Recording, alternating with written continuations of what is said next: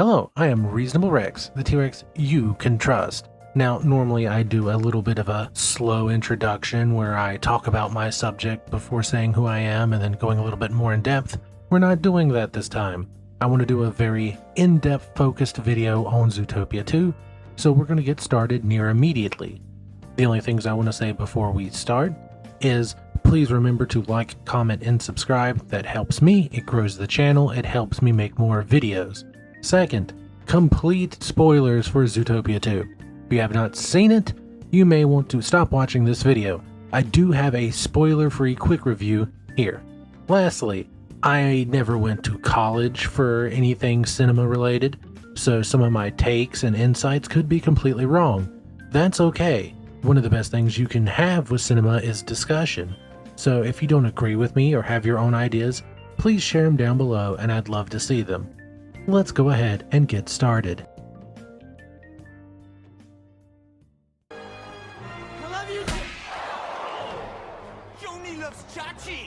The most important thing when it comes to Zootopia 2 is, of course, the relationship between Nick and Judy.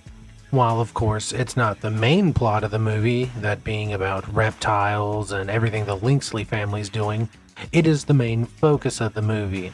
It begins with them focusing on their partnership, and throughout the entire movie they have to deal with being different and coming together over their issues. Now, this movie is technically set after Nick went through some sort of police academy, and is their first week of them on the job together. Nick and Judy are supposed to be complete opposites. That's the thing that everybody likes about them. Judy is dedicated to her job, doing the right thing, with an unstoppable drive to keep proving herself. In fact, she feels the need she has to prove herself. While Nick is just trying to get by, he's had a rough life, he's done what he had to make ends meet, and from looking around his house we can see that, he's a bit of a messy person, he's a little bit unfocused, he's living day by day. Throughout the entire movie, we see how they clash as partners. Judy wants to solve the case. She cannot help herself, she's driven. And although a good portion of this is her wanting to prove herself, to prove that if they solve this case together, they are good partners, it sort of tears them apart at the same time. That's because Nick is worried.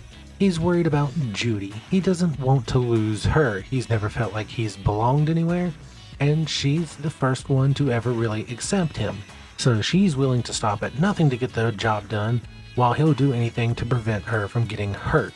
Now, something I want to focus on is their first little case together where they're going after the dock worker. They work really well together, playing off each other and showing each other's strengths. Judy is terrible at infiltrating the shipping yard, but Nick slides in very easily. He's charismatic, he's not a fighter, he's all about misdirection and deceiving people. He's a shifty fox, so to speak. But then whenever the person they're investigating tries to get away, Nick is willing to give up, not Judy.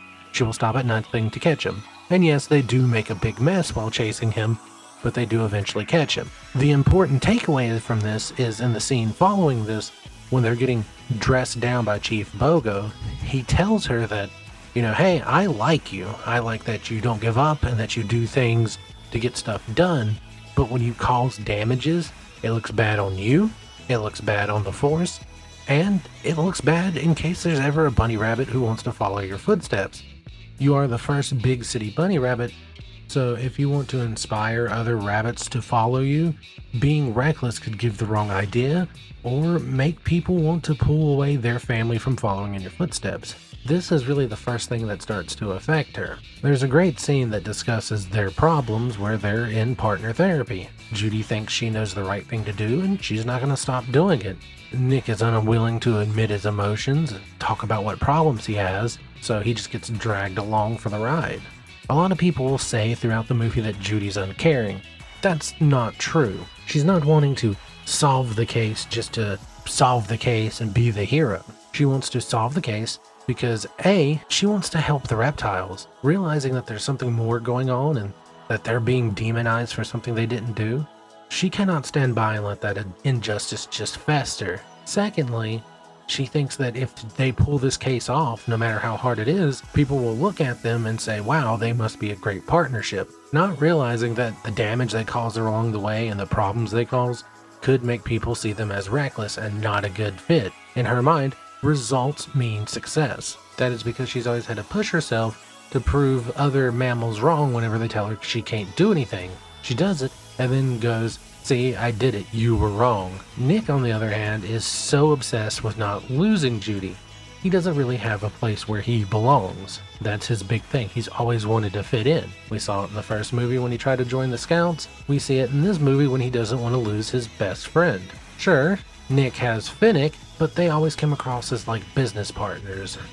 You know, they're the workers you work with, but you would never go hang out with them after work. So he's lonely, and Judy's this bright spot in his life. The entire movie, they bicker, they fight, but it comes together in an amazing resolution where they just spill their emotions. And honestly, there's two scenes in this movie I absolutely adore, both for thematic reasons, for the animation, for the setting, the imagery. It's just all perfect. And one of those is when they start spilling their feelings, and Nick starts first because he has to take the first step. He is emotionally insecure and afraid to share. So he starts talking about why he was afraid. He was afraid of losing her. And she's sad because she just almost died and she almost watched her friend die, but she's focused. And then he mentions that the mammal he cares about most is her, and her face just fills with emotion and expression changes completely. And when he finishes up, she immediately goes back in with her own problems, and they overshare a bit, but it is a sweet and tender moment. It's after this that we see a lot of payoffs throughout the movie. We see throughout the entire movie that whenever Judy would do something reckless, Nick would try to stop her. He'd try to stop her going down the red line. He'd try to stop her from jumping out of the car. He was always trying to stop her from getting into situations where she could get injured. Well, in this final action sequence, he jumps with her. He's not going to try and stop her anymore. He's going to do it side by side. She was afraid of ever letting Nick take control because she has to be in control at all times. That's why she's always leading everything. That's why she's always driving. She's going to lead the way. She's going to do the right thing. Now we see that she sets back and she lets Nick drive the giant snowplow. She doesn't rely on herself to do everything alone. She lets him help. And a big part of this comes from Garry, who is an underused character, but he does have this great moment where he tells her that not one person should carry the weight of the world on their shoulders. I keep saying person, they're mammal. Mammals and person is just interchangeable in this video. We see how good they work as a team whenever they are in this final sequence. They bounce off each other completely. And there's a great message in this movie that sometimes it can be hard to deal with people when they seem vastly different. It can be hard to accept other people's differences. You could have somebody that you cherish greatly. They could be your best friend. They could be your significant other. They could be a family member, but they could have a personality trait or a belief that just, it is too hard for you to accept. And this movie really paints a picture of it's okay to not accept everybody for exactly who they are, but be willing to work with what makes them different.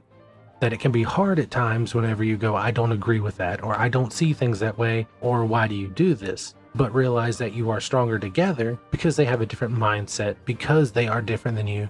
That makes you better together, because you don't want to have an echo chamber. You don't want to be two of the same doing the same thing. This is represented by the veteran police staff. I'm a little confused why the people from the first movie aren't there. I mean, we see Francine, but in a joke, but we don't see any of the cops from the first movie.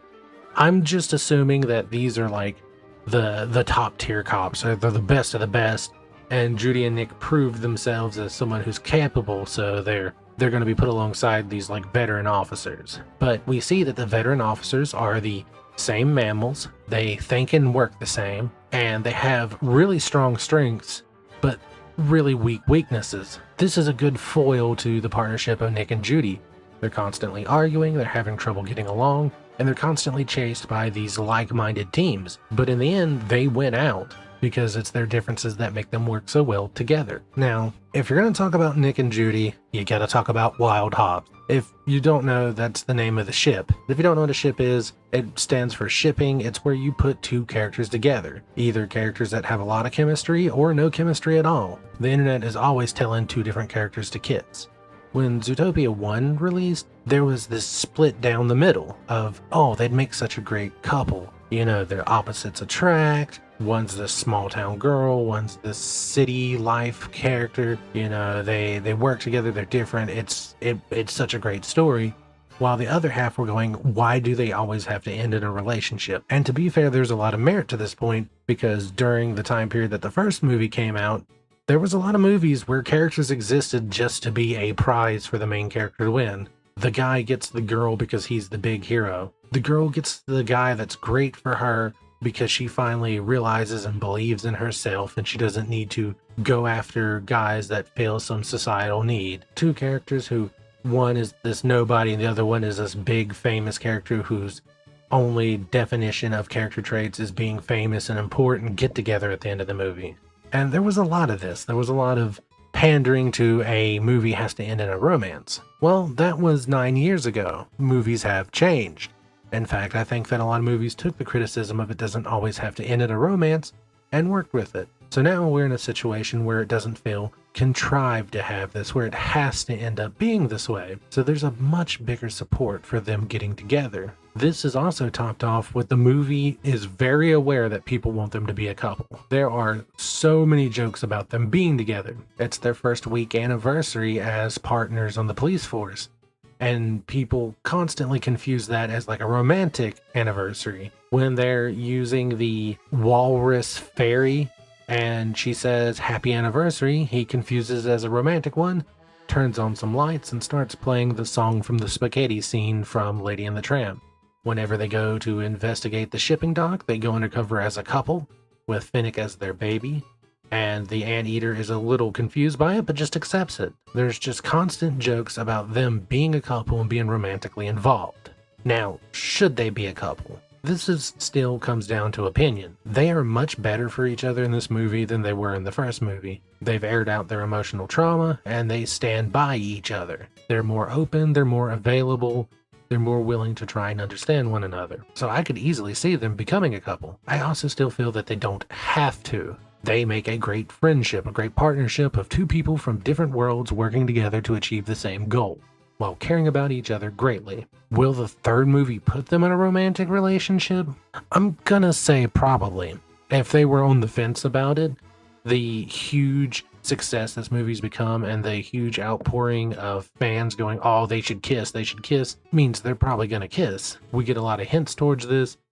Nick admits that she is the most important mammal in his life, that he values himself based off of her, that he joined the police force because of her. He just wants to be by her. He wants to be around her. And she comes to accept that she doesn't have to prove herself to Nick. She doesn't have to go above and beyond to make him see value in her. He doesn't judge her. He just wants to make sure she's okay. In the post-credit scene, we get her repeatedly clicking the carrot pin and him saying, love you, partner, and it just bringing joy to her.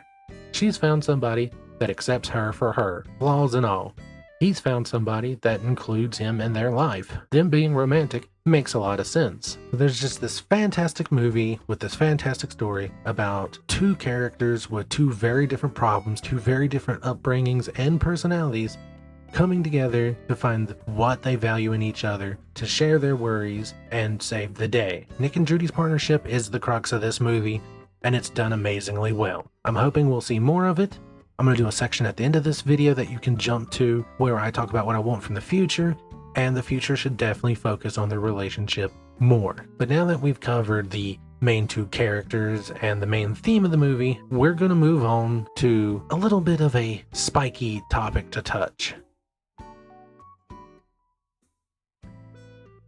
One time in Hamburg, I roomed with this dude who I caught stealing my shampoo. I said, whoa, man, and he threw a flower pot at me, but he was cool. When you think about Zootopia 2, there are 5 main characters. Some of them are more supporting than the others, but there's 5. There's Nick and Judy. They are the main characters. Their relationship, their partnership is the entire theme of the movie. It's the most important thing to focus on. Then you have Garry the Snake and Nibbles. These two are the supporting cast. And then you got Pawbert Lynxley. There's a bit of an uproar in the fans of the movie online. That's because there's a massive amount of fans who have the "he did nothing wrong" or "I can fix him" mentality about Pawbert. And I guess I get it. Like, I don't understand it, but I get it. There's always this attraction to characters or people in real life even who have done horrible things. I mean, look at all the murderers in jail that have people swooning over them.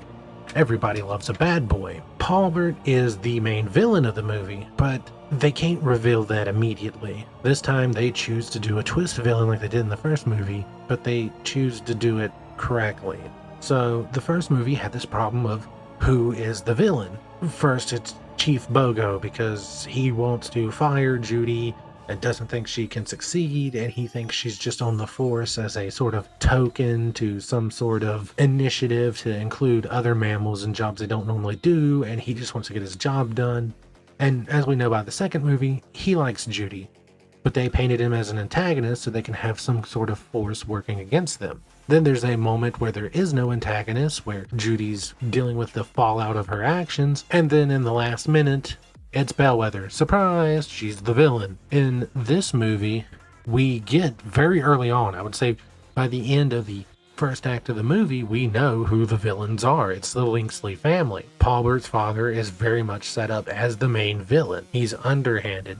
He's got control of the police force, of the mayor. He has control of the narrative that everyone's believing. He's going to wipe out the area where the reptiles and aquatic creatures live and turn it into more Tundra Town for him. He's not expanding the city, he's expanding his property. That's because he lives in Tundra Town, his manor's there. He literally built his manor right outside where the reptiles used to live. And while Pawbert's brother and sister are also antagonists, they usually are in the corner standing threateningly, they just want to assume their father's role when he's gone. You can tell their father's older. There's a lot of scenes of them helping him around. Obviously, he has scenes where he's physically threatening, but he's older and they just want that position. So you get to spend a lot of time in the movie worrying about these characters. Also, the new police force are technically antagonists because smartly they took Bogo out of the picture and made people believe that Judy is the one who did it.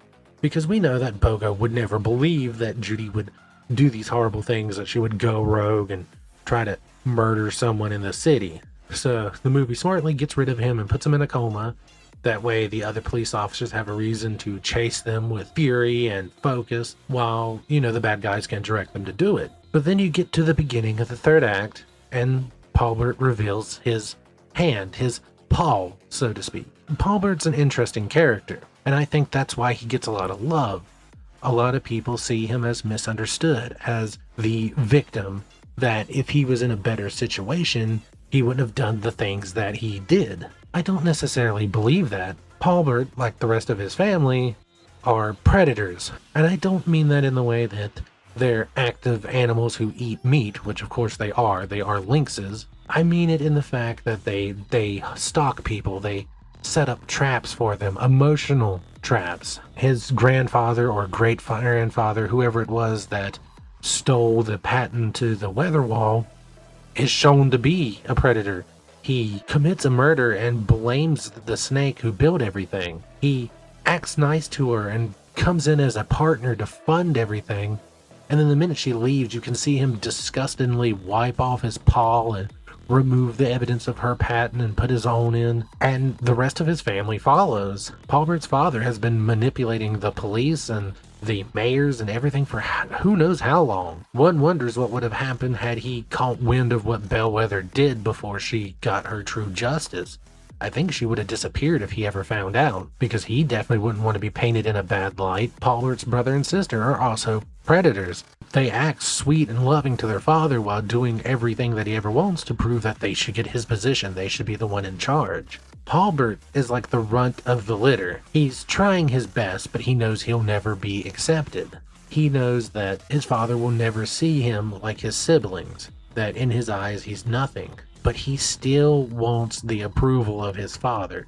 He doesn't care so much for his father's opinion of his position to become the leader. He just wants to be accepted in the family. He wants to be seen just like the rest of them. And people will point to him and say, like, he was in an abusive childhood. This is pretty much clear when his father is advancing on him and you can see his brother and sister shrinking in the corner. There's no doubt that their father was very abusive when they were younger. But at the end of the day, you've got to remember that Pawbert had this all set up before Nick and Judy ever got involved. Sure, he comes off as goofy. He seems like somebody who is just trying to do something for themselves and they're making all the wrong decisions. People will see Pawbert poison Judy, poison Nibbles, and try to do the same to Nick and go, I can understand why he did it. He wants to be accepted into his family. It's the wrong decision, but he's misguided. But those people forget that he had this plan from the very beginning. He was the one who brought Garry in. You can see him in the opening section of the movie. Whenever they being Nick and Judy, the car to chase the anteater, Pawbert's there, dressed up as one of the catering company, ready to take the crate. He tricked Garry into having him believe that he was on his side, that he wanted to take down his family. Had Nick and Judy never gotten involved, Pawbert would have helped Garry steal the diary, helped Garry lead him to the patent, taken Garry to said patent, or maybe even killed Garry right then and there, killed Garry, took in the patent, and destroyed it for his father to prove, hey, I'm just like you. Pawbert from the beginning was a villain. This wasn't a hard thing for him to do. He says it himself whenever he stabs Judy. He says, my heart was beating. I thought you knew. He was never just a awkward, goofy guy. He was planning it the very beginning. Ever since Nick and Judy got truly involved and had the journal with them, and ever since they were following him, Pawbert was already making plans on how to use them and get rid of them when he needed to. He is a predator. He is a killer. But he is still relatable. I understand why people like him. I'm not one of those people who are going to say he deserves a second chance, that, I feel bad for him, he can be fixed. He is a villain through and through. He would do anything for the approval of his family, and he doesn't care about others. But at the same time, I can understand being the misfit in a family full of fortune and power, and them constantly telling you how you don't belong. If you had a chance to belong to them, wouldn't you take it? And in a lot of ways, Pawbert is the distillation of the two bad sides of Nick and Judy. It almost seems like he's meant to be a foil for how their downsides can lead people to do wrong things, how it can direct you to make the wrong choices. Pawbert is driven to prove himself like Judy. He'll do anything, including murder, to prove that he belongs in the family, because he thinks that results equal being right. So yeah, he had to kill a few mammals to get there. What does it matter? He destroyed the patent, he's right. Also, like Nick, he values self-preservation. He would do anything to make sure that him and his father are fine. I don't think he cares about his siblings. I don't think he cares about the city. He just wants to exist in this world where he wants to be accepted by the people around him, just like Nick. But where Nick will go through anything to protect the people he cares about, he'll protect Judy no matter what, Pawbert will get rid of any opposition and do any amount of damage to prove he belongs. So you have this outcast who has a drive to prove themselves no matter what. Pawbert's very interesting, a fantastically written character. Andy Samberg honestly does a fantastic job. Throughout the first parts of the movie, whenever Pawbert is just a goofy, socially awkward guy, you feel like you're watching, Hotel Transylvania. A lot of same character traits of this awkward, weird guy in a situation. But then Andy really does a fantastic job with the turn of Pawbert, the manic energy of Pawbert after he starts to enact his plans, the quiet moments where he's tricking the others so that he can get close to him, how somber he is whenever he's approaching Nick and saying that she's gone and that he shouldn't worry because snake venom is a quick way to go, or the anger and the aggression in his voice when him and Nick are wrestling and he's like, why won't you just give in? Just let it happen. So Pawbert is a fantastically written character, fantastically acted. I see why people love them, but I think they also forget what the character is trying to say. Now that we've talked about the beloved villain of the movie, I think we need to cover the two side characters. Hey, you know what? There's another name you might know me by. Garry the Snake. Who?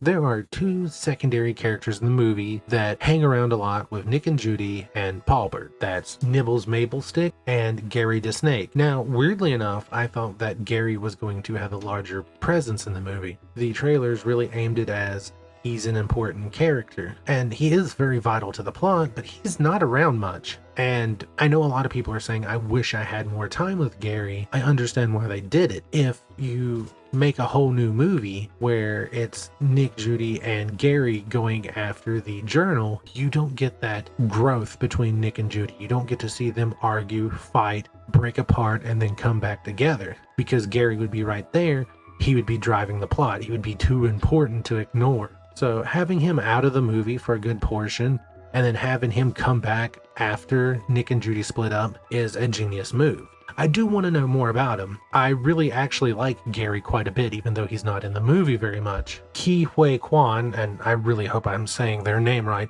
does a fantastic job bringing this optimistic, bright personality to Garry, making him seem a little bit goofy, but altogether well-meaning. I want more Garry.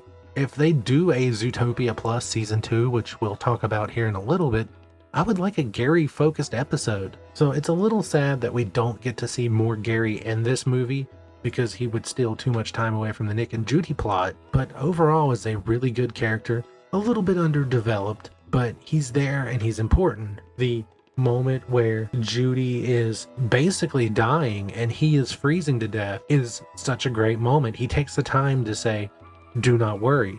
I know it looks bad now, but not one person, one mammal can carry the weight of the world on their shoulders. You've helped me. I'll help you.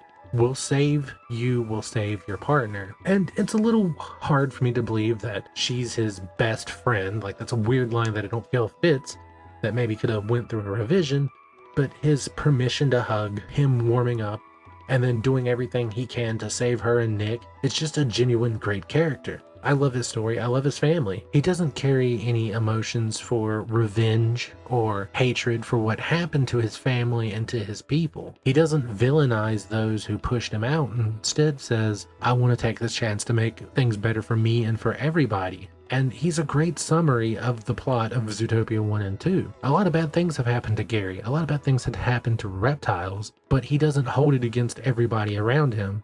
Instead, he says, I want to prove that we did nothing wrong and that we have a place here. So Garry's a great character that I feel just needs a little bit more time in the spotlight. But I'm more interested in talking about Nibbles Maplestick. When I saw those original trailers and they showed off Nibbles, I hated the character. I said, this is a comedy relief character that I'm going to despise every moment they're in the film, and I just want to get through their moments as quickly as possible. And that feeling stayed with me for a short part of the movie. When Nibbles is introduced through Judy watching their podcast, I was going, oh god, they're setting this character up. When Nibbles is brought into the movie proper and is cutting jokes and acting like a complete lunatic, I was like, oh man, this character's going to be in the next 15 minutes of the movie and I'm going to have to deal with it. Then during the whole reptile scene and the chase after the reptile boat scene, it felt like Nibbles was out of the movie. And I was like, you know what? Not a bad character. I laughed at some of their jokes. They were fine for who they were. And then Nibbles came back into the plot. Nibbles is in the plot more than Garry, I would say. And Nibbles quickly became my favorite secondary character. While Nibbles is still a comedy relief character, cracking goofy jokes and doing goofy things, having Nibbles give Nick a hug and help Nick work through his issues, and just sort of being like a true therapy animal, a true sounding board for Nick to realize what he needs to say and what he needs to do, really endears you to her character. You can't help but like her. And then you go through the whole adventure to save Judy, and the fact that Nibbles continues to work with them post everything happening. And I really like the character. I want more Nibbles, which is crazy, because after that first trailer, I said I don't want to see this character at all. Nibbles gets a lot more screen time than Garry, but we know far less about them. We know that they run a podcast, that they believe in conspiracy theories, but are more correct about most of them than you would believe, and that they may have had a few disagreements with their mother. Much like I said, Garry could use a Zootopia Plus Season 2 episode, Nibbles could definitely use one, focusing more on like their day-to-day life or what they do outside of the wacky adventures and podcast. Overall, I would say these side characters are a fantastic success. Usually whenever it comes to a supporting character, either they're so annoying that you can't stand them, but they become like the mascot of the movies. Look at the Minions, look at Olaf from Frozen, where they don't really do anything other than crack jokes and entertain children, which is definitely what Nibbles feels like they were made to do, but they have emotional depth to them. Or they're there to help the characters expand the plot and keep them focused, sort of like May's friends in Turning Red, stuff like that, which obviously Garry is there for. But I feel like they distilled the best version of these character tropes as a supporting cast. I want more of them. There's enough of them in there to service the plot, but I could have definitely done with some more scenes focusing on them.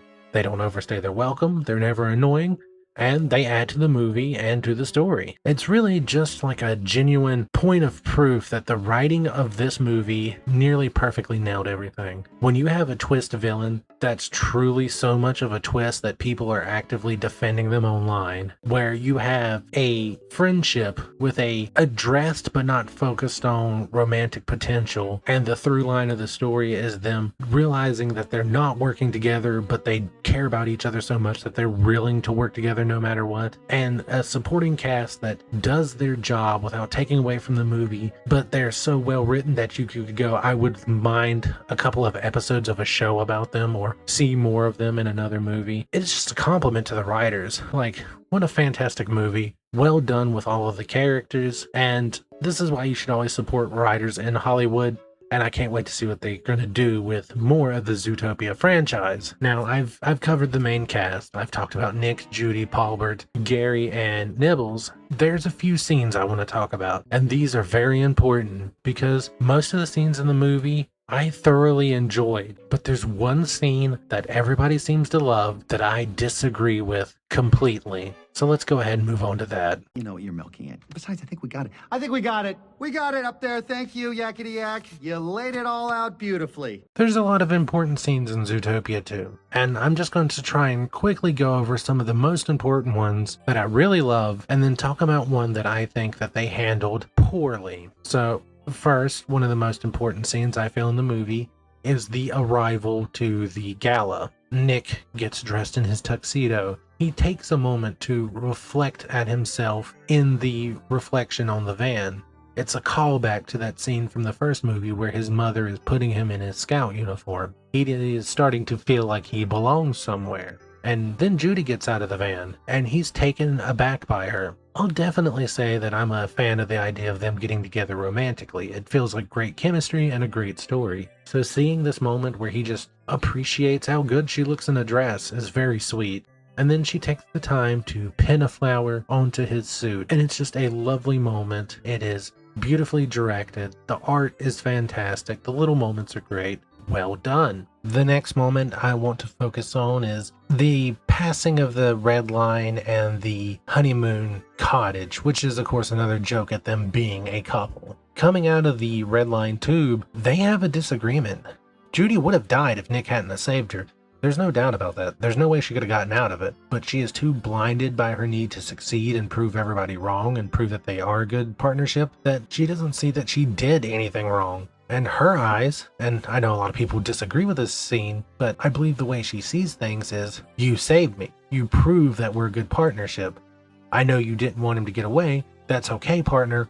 We'll get him and prove to everybody that we're a great team. And of course, Nick's takeaway is, you almost died, why won't you listen to me? It's a great back and forth that leads into probably one of the most heartbreaking moments in the movie, and that is while they're climbing up, the carrot pin that both of them treasure breaks. That carrot pin is a symbol of their partnership. It's what brought them together. She used it to blackmail Nick. He would have never helped her in the first movie without it. It's what helped solve the case. It had the evidence that proved that Bellwether was the one behind everything. It was something that Nick recorded her admitting at her lowest moment that she was wrong. That she admitted to him that she was wrong, which is important to him.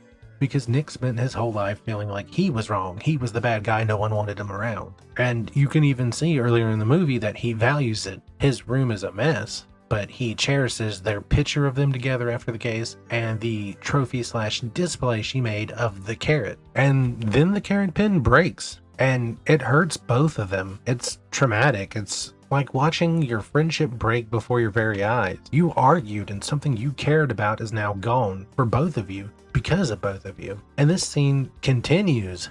Once Judy figures out what's happening with the reptiles and Nick warns her the ZPD is there, she wants to gather everything up. She wants to get the evidence. She wants to keep pushing the case. And he says that he doesn't care about the case. He doesn't care. He doesn't say that it's because I care about you. He says because it's not worth dying over.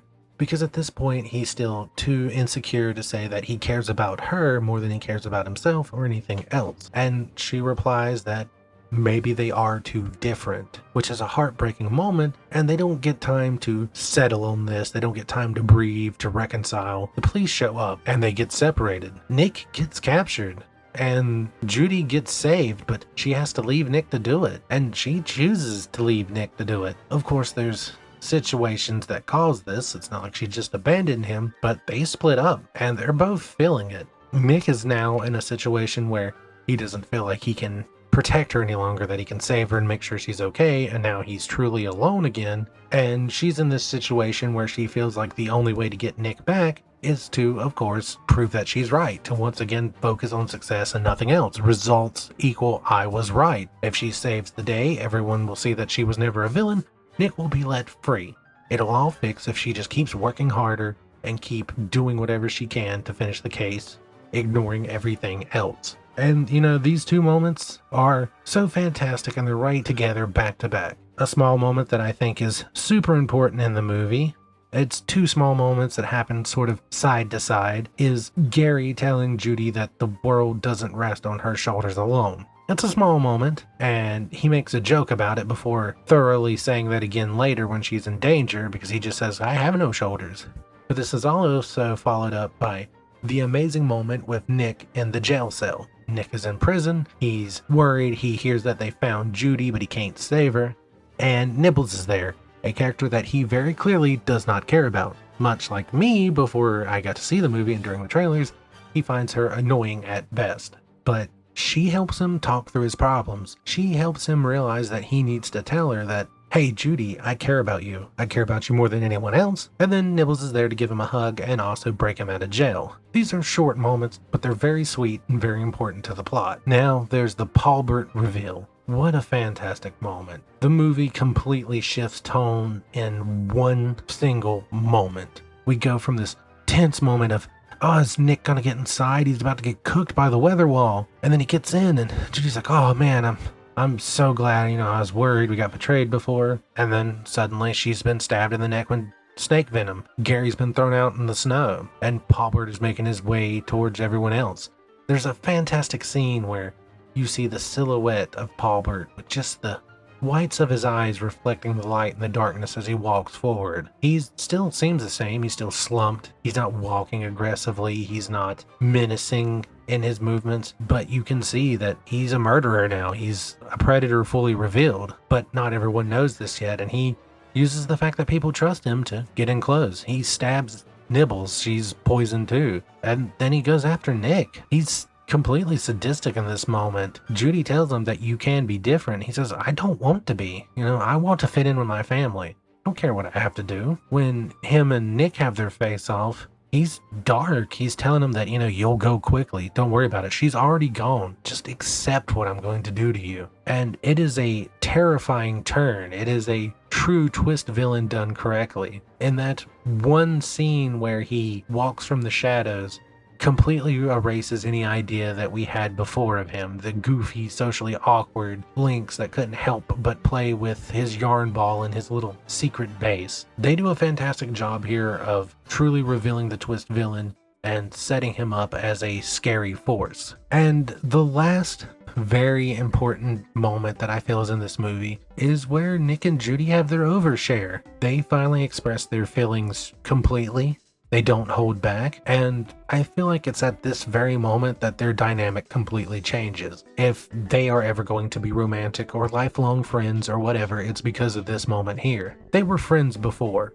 They're now best friends now. I think because of this moment, there cannot be a plot point in any further movies or shows about them not working together, not trusting one another. It'd be very hard to pull off. because they've both stated that they care about each other more than anything, and these are my problems, and I'm going to do better to work around my problems for you. It's a beautiful moment, but it follows the scene that I have trouble with. So there's a scene that a lot of people love. Nick is wrestling with Pawbert. Judy is unconscious because she's full of poison. Garry is trying to save her, but the ZPD are bearing down on him. Garry notices the markers kicked out of his bag that's around Pawbert's waist and realizes that there's a chance Nick could get the anti-venom to him. He just has to get it down to him several feet below because they're on a ledge fighting, and below them is Garry in a control room trying to avoid the police. And the entire way starts to give out. Nick wants to go for the anti-venom, and Pawbert stops him and says, "Don't do it. You'll kill both of us. It's not worth it." And Nick has this moment where, he realizes Judy is worth it. Agree to disagree. I will sacrifice myself to save my best friend. And that is a perfect moment. That's beautifully well done. It's just how this scene ends that really upsets me. Nick throws himself to the edge. He throws the anti-venom below. Garry catches it, and then the ledge breaks. Pawbert and Nick begin to fall, presumably to their death. But don't worry, they fall in slow motion while Garry still moves at normal speed. So he injects Judy, and suddenly she's moving at 3 times speed. So even though the ledge broke more or less the time that the anti-venom had been thrown down to Garry, he somehow stabbed her with it. She woke up, got to the top of the floor without even noticing that Nick had been there. When she had been stabbed, Nick was still wandering around the insides of the weather wall, so somehow she just knew he was above her on the ledge. Maybe there's a scene where she sees it in the camera, I cannot quite remember, but she manages to go up all these flights of stairs and catch him, and Gary's there to grab onto her so that she has the length to reach him, saving Nick and letting Pawbert fall. I feel like this is a poorly done scene. Now, if the movie had ended here and we didn't see Pawbert again after this, then fine, I would be willing to accept this. You cannot kill off a main character in a Disney movie. I mean, you can, but you gotta do it in very specific ways, and this would have not been the way to do it. However, this is not the end of the movie. This is not the end of Pawbert. He survives the fall. I feel like a better ending to the third act would have been Nick falls. Judy cannot save him. She cannot reach him in time. It is impossible, even with her rabbit speed. So the ZPD, realizing that they were wrong, are stunned for a moment as she rushes down to the bottom to go save him. She finds Nick in the snow. He's injured, but alive. And instead of them standing and talking, they have their overshare moment with him laying injured in the snow, and she grabs him and hugs him. And they have the same sweet, tender moment, but he's hurt, he's injured, he's messed up, but that's the price he's willing to pay to save her, because he cares about her so much. And then the movie pretty much proceeds the same. Garry and Nibbles come down, Nibbles are like, "Yeah, I'm still alive. Hey, you're oversharing." Then they're like, "Oh, that guy's still alive," and they see Pawbert running off in the distance escaping, and they're like, "We've got to stop him." Movie continues as the same. There's a consequence to Nick saving Judy. It shows that he's willing to risk his life and will actually get hurt to save her, and it removes this unrealistic speed that she moves through the entire flights of stairs to go save him with Garry somehow. Honestly, it's a nitpick because there's a lot of times movies do things that are unrealistic so the plot can go on. So it's not really the unrealistic part that bothers me all that much, even though I will point it out. It's the fact that Nick getting hurt and proving how much he cares about Judy, and, these injuries are proof of it, and the movie still being able to go the same way as before, but there was a consequence to him willing to save her, just feels like a better movie overall. But I'm not a director, what do I know? Important. I don't need sleep. I need Zootopia 3. Hey, you're a trooper. Thank you for sticking with this video for so long. I really appreciate you being here. It means a lot to me. We're gonna go ahead and finish up the last part of this video, and then we can get out of here so we can all go back online and talk about how great Zootopia 2 is. This is just a small section where I want to focus on the future of Zootopia. Both a Zootopia 3, Zootopia as a series. What are they going to do with it? Most of this is speculation. I would say the only thing we're guaranteed is a Zootopia 3. There is sequel bait with an end credits scene, and the movie looks like it's going to be making over $1 billion. Disney would be a fool not to make a sequel. I would even say that a Zootopia Plus Season 2 is almost guaranteed, That way they can be like, look, we're doing more with Zootopia. Look at this. Look, shiny. Ooh, jingling keys. Wait for the movie. But anything beyond that is speculation. So let's start off with Zootopia Plus Season 2. I would say there's a 90% chance this is going to happen. Like I said, they want to keep Zootopia on people's mind and be like, hey, we're going to make a third one. I don't think it'll be 9 years until the third movie. Obviously, I hope the writers and the directors and all those talented creators have enough time to make a project worthy to finish this trilogy, or even somehow set up a fourth, fifth, whatever movie. I want them to have time to work, let them cook, but I also don't want to wait 10 years for it, I'm getting older like everyone else, and I would like to see Zootopia 3. So, Zootopia Plus Season 2. The original Zootopia Plus, which I reviewed, was more or less a bunch of short episodes just following what other characters were doing during the first movie. A sort of this was happening to the left of the screen. I feel like they could follow that formula for a Season 2, as well as maybe expand on some characters who got no time in the second movie, or even do a little post-ending of the movie, this is what characters are doing, not necessarily tying it just to the timeline of the movie. So, what characters would I like to see? First off, it is near criminal that Gideon Grey is not in the second movie. While he was a perfect representation of the themes of the first movie, where he let his bigotry and stereotypes direct his anger and any issues he had in life he blamed on others because of these ideals, and then overcame them to not only disregard them completely, but to work past them and to build a future where he's willing to work with others that before he would have judged as lesser than him. So he definitely deserves a Zootopia Plus episode. Let me see my little bit chunky fox boy making some pies and maybe getting a cute girlfriend or something. I don't know. I'd just like to see him doing something. We definitely need an episode following Garry and Nibbles, either post the movie or what they were doing before the movie. We could see Garry crossing the ocean in the crate, maybe give him some friends on the boat who don't mind him being a snake, getting him food and talking to him and encouraging him to continue on with his journey. Maybe an episode about Nibbles before she meets Nick and Judy. What was she doing in her daily life before this great adventure started? Maybe she was recording an episode of her podcast, hanging out with some friends. Or maybe she had to go visit her mother and had an argument. Once again, Judy's mom and dad should have an episode. They should have an episode focused around how they were reacting while they thought their daughter was an international criminal who attempted to murder the chief of police. I don't think they would be like, our daughter is a murderer. I just think it would be an episode of them being like, what the heck is going on? We have to prevent all our 400 kids from seeing this.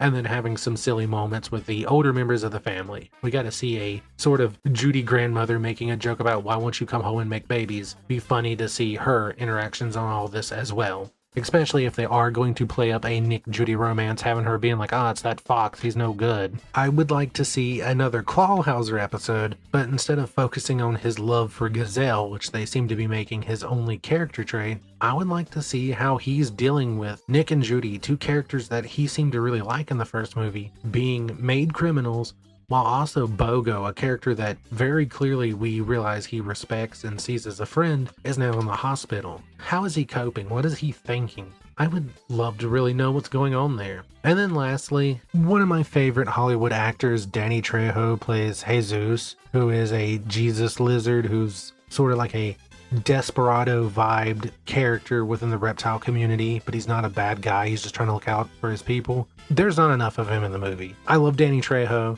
I want to see more of this character. I would love to see a post-movie. What is he doing? What business did he open up? How's his family doing? Just give me a little bit more of him. Now, I said that a Zootopia Plus Season 2 is probably almost guaranteed. We might even get a Season 3 as well as just more fuel for the fire. But I would like to propose a different show. During the movie, Nick lets out I think 200 or 400 criminals. We see that they catch Bellwether by the end because she's trying to escape, and the movie ends with them going after her, and then during the Gazelle concert, we see her jamming out in her cell with her purple dyed wool as like a disguise, so we know they got her. But there's many other criminals who got away. So why not do a 6 to 12 episode crime drama of Nick and Judy going after these criminals and catching them? It doesn't have to be anything too in-depth. You know, I'm not asking for insane writing. I think each episode should end with the criminals being caught, but there's more important things I would want as an overarching story for people who pay attention to that.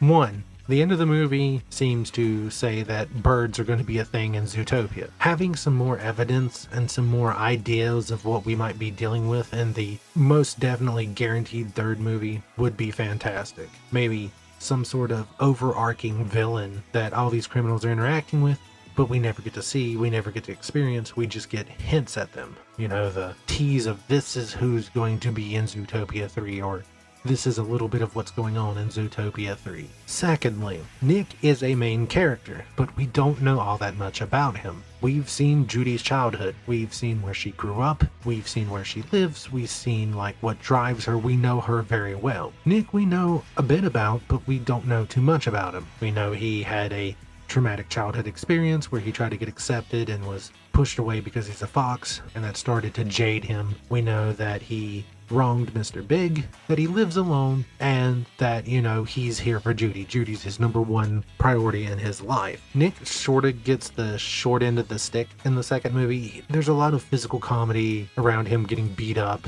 He gets flowers barfed on him, he gets slapped by his own wet tail. He's constantly the one being like, hey, we're in danger, we're gonna get out of here, ow, ow, ow, ow. It's funny slapstick humor, but I feel like it degrades his character a little bit. Don't get me wrong, Nick is not a fighter. He's charismatic, he'll deceive you, he'll mislead you, but he's not really gonna throw the best punch in the world. In fact, in one of the action scenes where Judy does the bunny kick to Pawbert, all Nick does to help is stick out his foot to trip him. I would like there to be a bigger insight on Nick's life, post-childhood, before he was a popsicle dealer. I've always had this idea that he started to run into some dangerous crime circles, that before he became a popsicle hustler, he might have worked for a criminal group or amongst some dangerous criminals and made a bit of a name for himself as like this con man, this guy who could get you in anywhere, who could get you what you need. He's a fantastic thief. We see him swipe jewelry off of a guest at the gala without even trying. So the idea of this character who could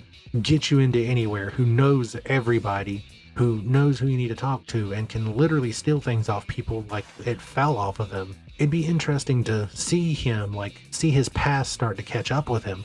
This is the only thing that I think Judy would have a problem with. Very much Zootopia 3 could be Nick's past coming back to haunt him and him having to fight it and accept it, and Judy having to come to terms with, you know, maybe Nick wasn't always such a great guy as he is now. Because I've always had this theory that Nick ran in a dangerous crime circle and he got too big to focus on success and money, that he thought all of his cons were, you know, no one could see through them, everyone would fall for him, and he tried to sell Mr. Big a skunk butt rug, and, you know, Mr. Big was like, if I ever see you again, you're done. And he's like, you know what, I'm gonna stop doing huge crimes and I'm just gonna move towards peddling illegal popsicles. So if they did a show where he's catching criminals, we're learning a little bit about his past, that leads into a third movie where his past finally catches up to him and the villains that were being teased in the show finally show up, I think that would be fantastic. And speaking of the third movie, what do I think it's gonna be? We know next to nothing about it except birds may be involved. Now, mind you, movies will often hint at things, or they will put things in trailers before the full movie is released. Look at the first release trailer for Zootopia 2. Nick, Judy, and Garry were getting chased by some evil cloaked figure. Who is that? Is that Pawbert? Is that Pawbert's dad? Is that the society's stigma against reptiles, hunting them down in a physical form? No, it was just a trailer to show, hey, Nick, Judy, and a snake are going to go on adventures and there's someone trying to stop them. Which isn't even really the movie because Gary's not in most of it. So the bird feather could lead to nowhere. But saying that it's definitely going to be in the movie, I have formulated what I think is going to happen, or at least what I would like to see with evidence given. Again, I think to complete the Nick and Judy partnership, having Nick's past catch up with him, this lifetime spent as a criminal should finally show up. He should be pressured. Nick, you were one of us. you're a cop now? It's even said when he's in the prison where they said, oh, Nicholas Wilde, big time cop now. And they're all angry at him. These are all criminals that he could have screwed over at one point or another when he was running in his own circle. You know, he could have fallen out of trying to be a scout, trying to be a good person to be accepted, and said, well, if everyone's going to see a shifty fox, I'm going to be the shiftiest fox. And then there's all these other mammals who are like, yeah, no one else likes us either. Let's work together. And they form some sort of crime ring. Mind you, I don't think they're going to go Kingpin from Daredevil levels, but you know, as mature as they can for a crime group within a Disney movie. And he was taking down other criminals. He was, you know, this ultimate con artist, tricking people, screwing them over, and having these people, these metaphorical group of his that he hung out with, come back to him and be like, you're a cop now. What is going on? You know, like, you don't ever escape the life. Deep down, this is who you are. This is who everyone's going to see you as. The first movie was about stereotypes. It was about racism. The second movie was about demonization and being told, hey, you know, some people are just lesser than others. And if people in power say these people are bad, a lot of our people are going to agree with them. So a third movie of someone's past isn't who they are now, that sometimes we make bad decisions, we can grow from them, would be along the lines of this. I mean, I just mentioned how much I love Danny Trejo. Look at who Danny Trejo was before he became an actor. He knows who he was. He knows what kind of person he was. And he used that to shape himself into a better person. And seeing that represented as Nick's past catching up with him, Judy being like, look at all these criminals, are you a criminal? And her going, no, he's not a criminal and I'm going to stand by him, would be a fantastic story. And if they're doing a romance plot with these two characters, having a moment where Nick's sad and depressed after some climax, some conflict, and he's like, yeah, you know, I'm a criminal, and she's like, you're not a criminal anymore. And he's like, but I was, and that's always going to be part of who I am. And she's like, I don't care. I love you for who you are. Sweet, tender moment. And as for the villains, because you necessarily don't have to have a villain, the first movie proved that, but if they're going to have a villain, what would it be? Well, the first movie was somebody who was using people's stereotypes and ideas of how people are on the outside against them so that she could seize control. And the second movie was someone in power who was demonizing others so that they could have their own personal gang. Instead of focusing on this person who's outwardly evil, being like, oh, I'm so evil, I'm doing bad things because I'm a bad guy, why not have these characters who think they're doing the right thing? Maybe the birds represent not like a race of birds in the sky who are, you know, superior or something, but maybe like a world government or a country government. Zootopia is a city, it's not necessarily a state. I mean, it's huge. When people look at New York, which Zootopia definitely pulls some themes from, New York City is not all of New York. New York is an entire state, but New York City itself is so packed and there's so many people that you could say, yeah, that's all of New York right there. So there has to be some sort of government guiding everything. So what if these birds are a group of government officials who come in and are like, look, you just had someone doing basically terrorist attacks on your city, turning people against each other because of predator and prey, followed up immediately by a corrupt politician who was basically exiling an entire group of people so that they could continue to seize power, and because they felt they were better than everyone, we're here to step in and straighten things out. Clearly there's too much crime in this city, and if they did a TV show where Nick and Judy spend all of their time, you know, like catching these criminals, they would add to this. It's like, look, like 400 criminals escaped. I mean, you've been catching them, but we need to step in. Something official needs to be done. Things are falling apart here. And then if you have this story of Nick's past catching up with him, maybe his old circle, his old gang, whatever they would be, are starting to act up again, you know, you'd be under the scrutiny of this government that would be like, why are you a cop? Clearly you are a criminal.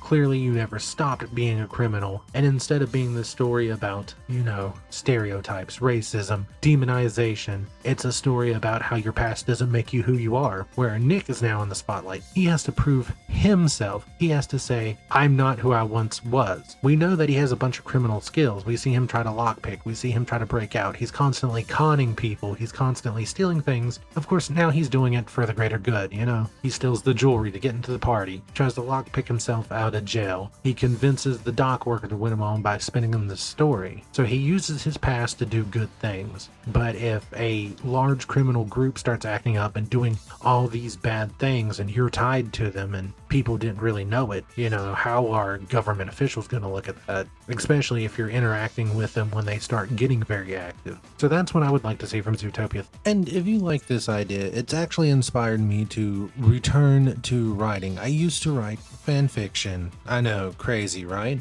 So I've gotten back into it. I've taken this idea. It's inspired me to return. And if you would like to see this idea fleshed out, I'm going to have a link to the story below in case you just kind of want to see what I can write with. But I just feel like Nick needs a little more time as the main character instead of Judy.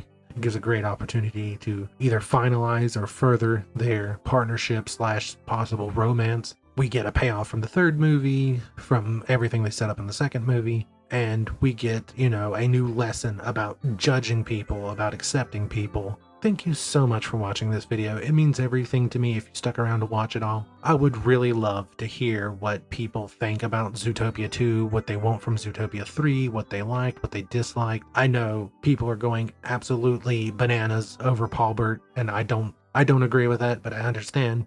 I know people loved the Judy saving Nick falling scene, but clearly I said I disagree with that. And I really want to know what people want out of a sequel. I know there's a lot of people screaming from the rooftops, let them kiss, but do you agree with that? Maybe you don't. Do you want them to be friends? Do you want them to just be partners? Do you want them to hate each other by the end of the next movie? What do you want? Let me know in the comments down below. And I will see you next time. Bye!